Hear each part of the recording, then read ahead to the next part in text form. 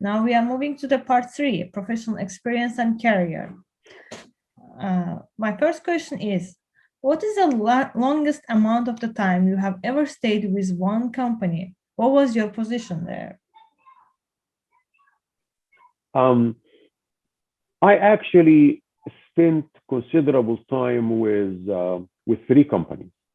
I spent 12 years at the beginning, immediately after finishing my PhD work. I spent 12 years at the Amoco Research Center in Tulsa, Oklahoma. And after that, I spent 12 years at the Arco Technology Center in Plano. Plano is a suburb of Dallas in Texas. And finally, I spent 17 or 18 years with Chevron, both in the San Francisco Bay Area and in Houston. In all three cases, I always left on good terms with this company. I did not leave because there was a dispute. I did not leave because there was something that didn't make me happy. I just left because there was an important family or a personal reason for me to leave. I left the work with Amoco in Tulsa because I got married and my wife wanted to pursue her career. And the city of Tulsa, which is a medium-sized city, beautiful place, didn't just have enough opportunity for her. And so this is where we moved to Dallas with the Arco. And then I left Arco following when Arco was acquired by British Petroleum, and they wanted to move us to Houston, and that was not very helpful to us at the time. Finally, when I worked with Chevron, towards the end of that 17 years, Chevron decided that we'll move everybody to Houston. But that time, my family, my wife, and my children, they all have their careers here in the San Francisco Bay Area. And so I went actually to Houston. I lived there for 4 years by myself. Was a bachelor again for a little bit. But then finally said, no, family life is important again. So at that time, I retired. However, at Chevron, now my official work, which is your question about the last position, is that I was the manager of the dynamic reservoir characterization group. But also I was a fellow. Chevron fellows are the people who are responsible for the different areas of technology for the company.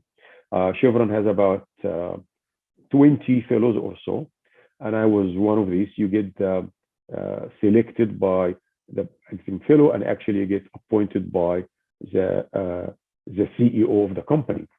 So but as a fellow, when you retire, you actually become, if you wanted to, you become an emeritus fellow. So I am now an emeritus fellow with Chevron. I still do work with them.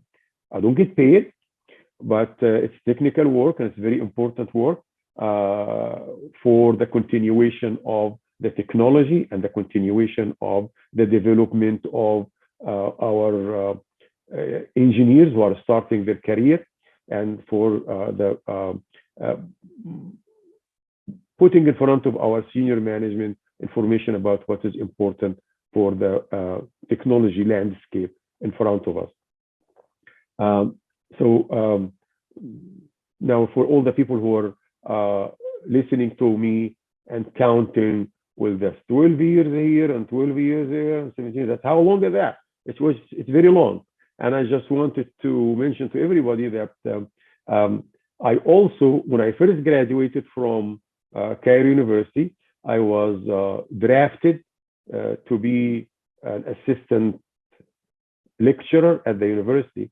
So I spent 4 years there, and I learned a lot through this time as well. That's perfect. That's really perfect. Thank you very much for answering my question. And now, think back to 20 years ago. Did you envision your career as it is today?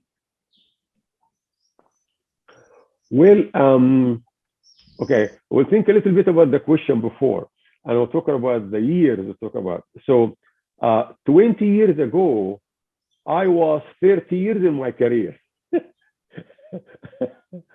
True. So, um, for people who remember, I actually a member of the Legion of Honor of the Society of Petroleum Engineers. Legion of Honor, these are the people who have been members for 50 years. So 20 years ago, I was 30 years in my career. So yes, I envisioned that I would be in the same place where I am now. 20 years ago. For all the young people who are watching that, just be patient. You'll all get there. Thank you very much. Thank you very much. Do you have any favorite stories from your work life? Yeah, actually, like if you work for a long time, you have several stories. Some of them are, of course, that let me think of some fun one.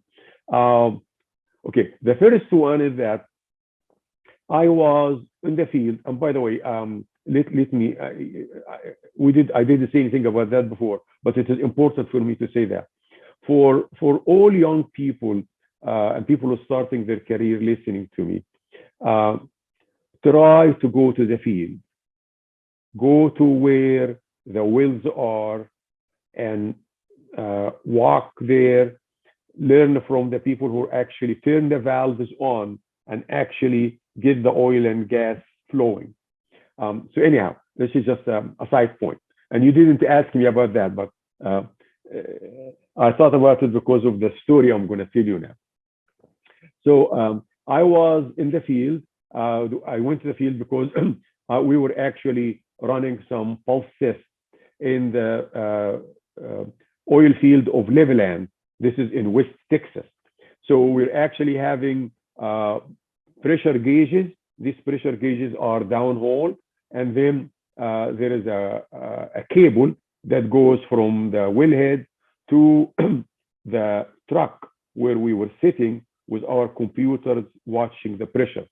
And all of a sudden, at the specific times of the day, early in the morning, pulse tests, these are multiple well tests. So a lot of the people watching that know that this usually takes long time to run. So usually in the morning, we usually find out that the signal that we're getting from the well gets disrupted. And we find out that early in the morning, the cows get up and they will go walk around, and they actually like to tune the cable. So you find the cable tune. So this is what disrupting our data. There's nothing happening in the reservoir. So we actually had to coat the cable, find a way to do that. How to coat the cable with rust inhibitors. Because when we do that, then the cows didn't like it.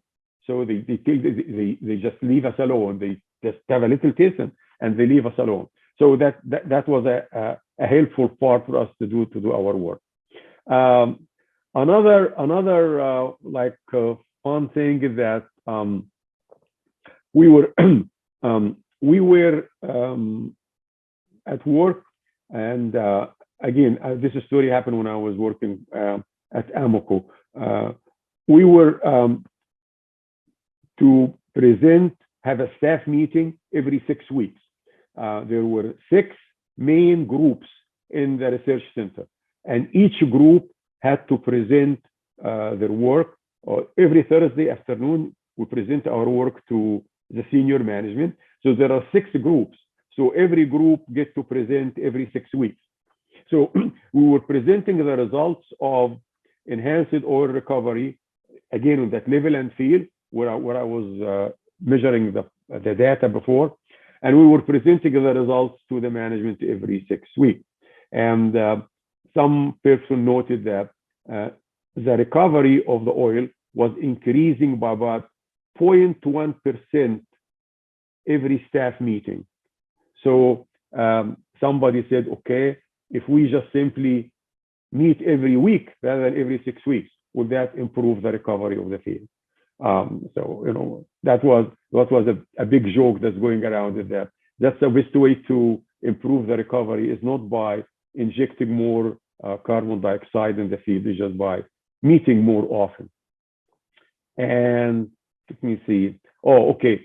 One more thing that I think is fun. I was working with ARCO, and I was working on the Kuparuk field. The Kuparuk field is in Alaska. It is the second largest oil field in the Western Hemisphere. The largest oil field is Prudhoe Bay. So we're working on that field, and we were actually running fall-off tests. And we noticed that when you look at the data, you find that you are getting the influence of the wellbore storage at the beginning of the test, as you expect. But then after 5 minutes, that wellbore storage decreases a lot. And for a lot of the wells, several times, that was the case. And we started actually thinking about what is happening in the field and how can we actually model that to make sure that why is it's taking 5 minutes for things to happen in the reservoir such that the wellbore storage will decrease after 5 minutes. We were actually kind of like racking our brains trying to do that. And then I went to the field. And when I went to the field, I actually went to the place where the wells are. And I asked the foreman, let's go ahead and run a test. And I want to find out exactly how you run that test. So we were sitting in the room where the manifold is, where all the wells are. So the oil will come out of the well, and it will go through a little pipe, a manifold, and then we'll go to a station where all the manifolds are, and then after that it goes to the storage tank. So he said, yeah, okay, we'll do that. So the first thing he did is that he shut the well in from the valve that he has in the manifold in the station.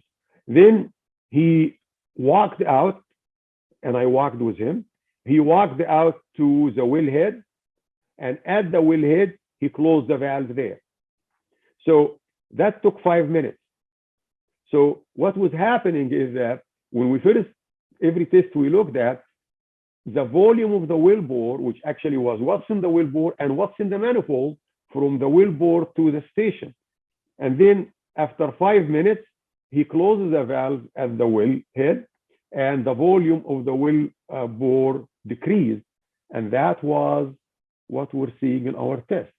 There's nothing happening in the reservoir, and there is no way you could physically model that. So these are 3 examples of fun things that you run into in your career. So there are 3 examples. Thank you very much. That's really nice. Thank you very much. So I would like to ask about your habits. What are your daily habits? I'm not really thinking about the habit. Let me see, what do I do? First thing, I get up early in the morning because to pray Al-Fajr. And then after that, I usually do my daily exercise, either on my treadmill or my stationary bike. Sometimes it is dark in the morning. And I do that before I go to work. It is important to go to work early, especially if you live in a place where you actually have to commute in the morning. So that's what I usually do, and then I actually go ahead and start my work on whatever I do. Like my right now, since I'm retired, so I actually do my technical work, or I do a lot of work for the Society of Petroleum Engineers. I also work on my Chevron Fellows activities. And then usually in the afternoon, I start working on a little bit on my yard. I can do a little work on my house. This is just a relaxing things and different things right now. Um, and that's again because I'm retired now. But um, before, when I was working, I didn't have this opportunity. I was just in the office all the time. So I really think that that's what I do. I'm sorry, that may be a boring thing, but that's the way it is. No, no, that's amazing. That's amazing. So first, I'd like to congratulate you for the new SP presidency. We are delighted to hear about this. And would you mind sharing your feelings and future plans on this role with us? Okay.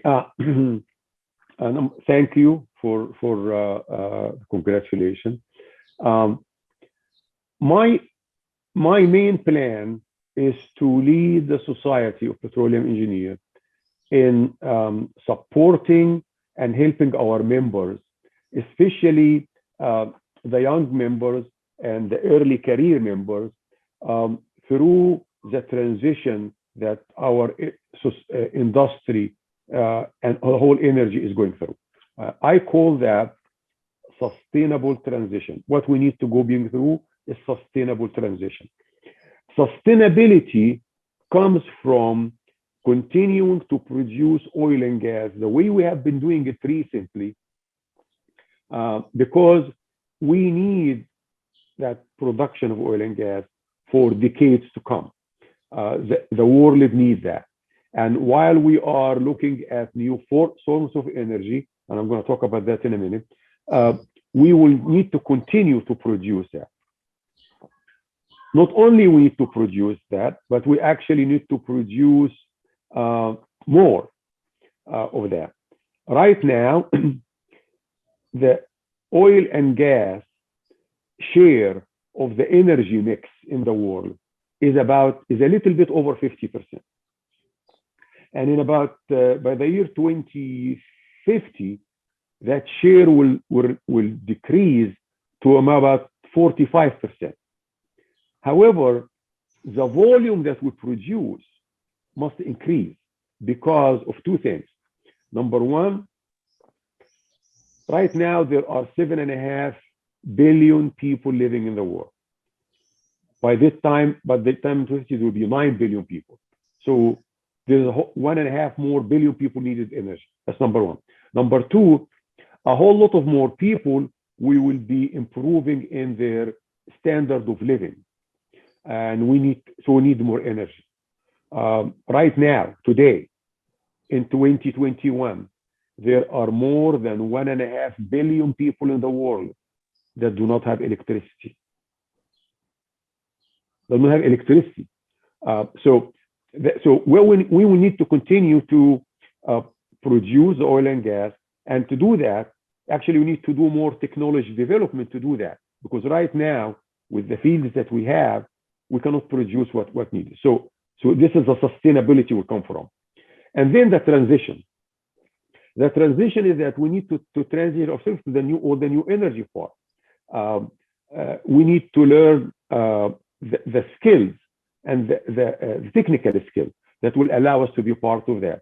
Whether this new technology is coming from producing geothermal energy, we're the one who's going to do that. Whether we are talking about using hydrogen, as most of the people, I invite you one more time to read a little bit. There are hydrogen that we call gray hydrogen, blue hydrogen, and green hydrogen. Gray and blue hydrogen are from natural gas. We need to do that. And we need to work on the skills of, we're going to be the one who's transforming that. And more important is that we also are going to be and need to be part of the solution for the climate change issue that the world has. Right now, the only viable way of storing carbon dioxide is to inject it in underground formation. Who's going to do that? We do. If we inject it into depleted oil and gas fields, then okay, this depleted oil and gas fields, we have cleared the pore space a little bit, of fluids, we can put the CO2 there. But that's not going to be enough. We need to put it into formation, other formation, saline solution. Okay, but there's already fluid in there. So we need to get that fluid out and then put the CO2. We're going to be doing that. So we need to, this is the transition we have to go through in addition to the other forms of energy. So that is what we need to lead our society to do, to develop this technology, to make sure that we have the skills for our engineers, all of us, especially we need to care more about early, people in the early career, the great number of great students that we have in our universities worldwide. Just for your information, the Society of Petroleum Engineers support student chapters in 441 universities worldwide. That's a large number. So, but anyhow, these students, they graduate, we have a career, and we need to have the things. That is the main thing that I needed to do with the society, lead the society in the direction. Of course, I'm going to be doing that together with other members of the board, but more importantly, with the volunteers that we have from the society. Members of society volunteering worldwide. These are the main things that we need to be working with them on, getting input from them about how to get these things done. This is not a top-down proposal. That's actually a proposal that comes from the engineers. How would you produce increase the production from the fields that you're working with? They are the one who know about it, and this is the one we're going to be doing. I invite all of you to read an SPE paper that's called The Future Need for Petroleum Engineering. It is SPE paper 200771. It's just 200-771. I wrote that paper. So so it explains some of the things that I just described now. That paper, I wrote that paper just before the pandemic hit. So there is no pandemic things in the paper. However, when you actually, another point I want to mention now about the effect of the pandemic. It's going to be affecting us for a few years, but by the year 2023, 2024, hopefully we'll be out of that. Another thing that we need to be thinking about is that we need to think a little bit to the future. All of you members of the SPE have received information saying that there is discussion now for potentially merging our society with the American Association of Petroleum Geology Society. By the way, although their name is American Association of Petroleum, they are actually an international society like SPE. So this is just some of the things you'll be thinking about in the future plans, but this is really a minor point. The main point is to work on sustainable transition. Thank you very much for your answer, and I'm really looking forward to see your contributions. So before I conclude this part of our session, I would like to ask one more question to you from our audience. One of our doctors asked me to ask this question to you. So what do you consider your best contribution to the engineering science of petroleum engineering?